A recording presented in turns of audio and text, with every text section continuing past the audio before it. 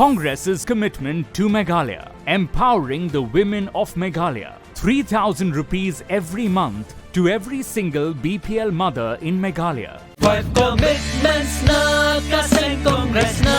ka Bynta ka 5-star Meghalaya.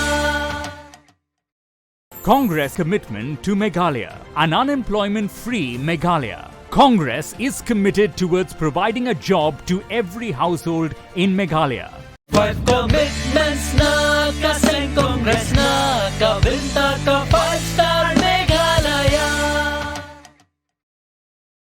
Kaseng Voice of the People's Party haka arpauterek rempang kalapelat patba ya live South Tylli Jingkular nakabanda ke election arajar arkulai kaban 1 kabalalong ha sweet home guest house halum pengat Shillong katu kat nia negi Jingkular ki kenthop ya kapuli puthi ka kwat ka khya karap karyang ka khandau ka siap ka jing pet shnong ka jing penmi ikisor red hamarjan ka sorba banlan na ka jing khapnya jngok kai perthai bordeng ka lek kawan ka jing ya lekai ka thongkam thongjam Jingtip halor ka Meghalaya Public Service Commission bat kiwei kita nak penrungkam bat ka jing baha kam baha ajam na pedeng kiwei.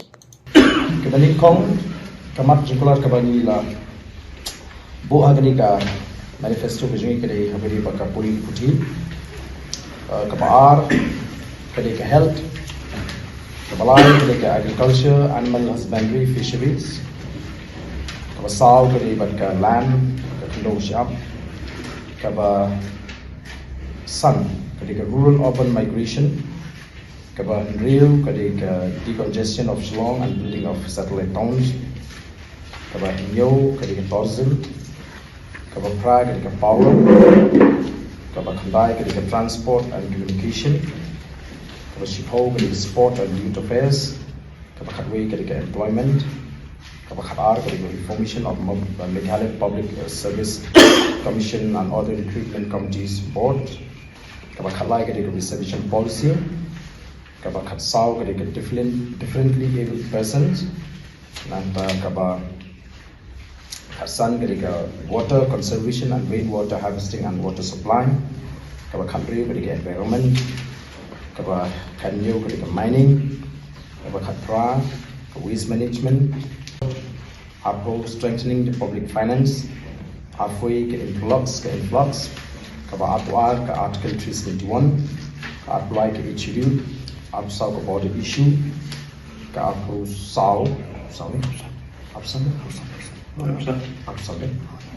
law and order ke apnriu repealing the Meghalaya Gaming Act 2022 apnriu ke strengthening of the Meghalaya Compulsory Registration of Marriage Act 2012 apupra corporate social responsibility Apandai Dibu drops, like more interaction with the academicians and the public, like public way, building open space in urban areas and the creation of separate directorate for parks and recreation, like